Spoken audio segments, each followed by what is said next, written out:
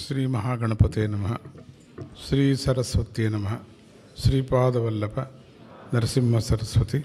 శ్రీ గురు దత్తాత్రేయాయ నమః.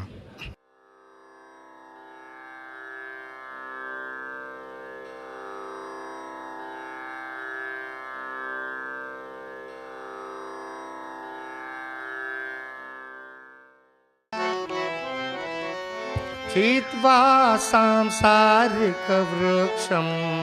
पदं गवेषय मुनिलक्ष्यं तत्किल सर्वं तेजो यत् वेदे सर्वे संवेद्यं चित्वा सांसारिकवृक्षं पदं गवेषय मुनिलक्ष्यं तत्किल सर्वं तेजो यत् वेदे सर्वे संवेद्यं.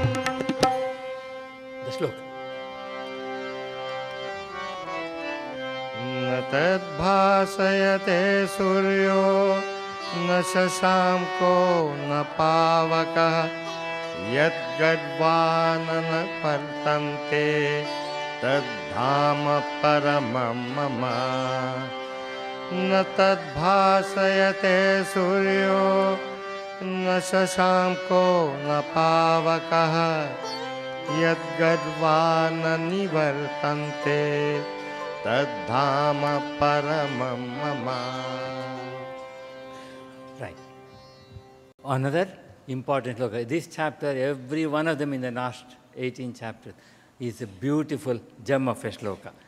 Neither the sun is there, nor the moon, nor the fire, having reached which the wise return not, that is my supreme abode. It is Purushottama Prapti Yoga. Purusha is the spirit, Prakriti is the matter. This particular chapter is representing the Samaveda. Vedanam Samavedosmi, that's what the Lord says in Vibhuti Yoga, Shloka 22. Among the Vedas, I am Samaveda. He, Purushottama, is Samaveda. And it is Purushottama Prapti Yoga. So that is why this chapter is Samaveda. Now, we have to climb up the spiritual ladder and get back to becoming the God-man. This chapter is dedicated to this ideal by describing the unknowable Purushottama as clearly as possible with reference to the knowable, that is Prakriti. He is trying to lift us upwards from manhood to godhood. Now, this shloka, let us try to understand. There is a Guhya Bhasha in all of this.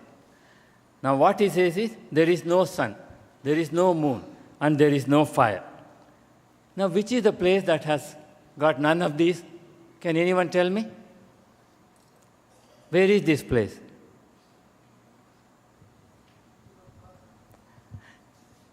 It is in our own intellectual heart, in our mind. Because our sense organs cannot see. It is dark. The sun, when he lights, does not show you your intellectual heart. The moon, when he is shining, does not show your intellectual heart. The light that you have burned, this lamp, does not show you the intellectual heart. So, you have to turn the searchlight from outside to inside. That is, na tadbhasayate suryo, na shashanko, na pavakaha. But once you have turned the searchlight inside and cut off the outside world and the objects, then you are reached, and the wise do not return not. That is my supreme abode. But really, that does not give the full meaning. When the wise do not return not, what does that mean? That means the wise with the I, ego, I am the wise. That, remember, the clever Sattvic man. That Sattvic man, when he has gone through this full state of experiencing it and gone into the deeper Samadhi state and has become one with the Atman inside, he has lost his ego. And now he is happy so much that he doesn't have to come back to this material world. But who one that are able to come back?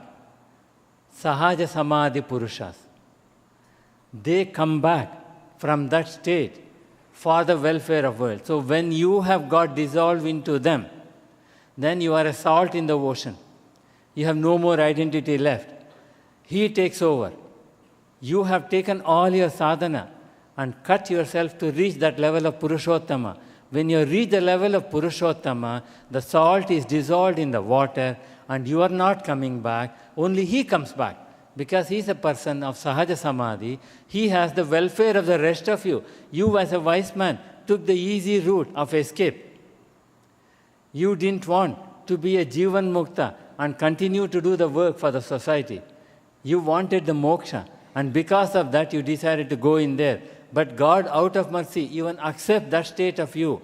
But he says, once you're coming to me, I'm going out, and you are all within me, and the work is done by me on your behalf. But if you are Hanumanta, you will tell him not to do so.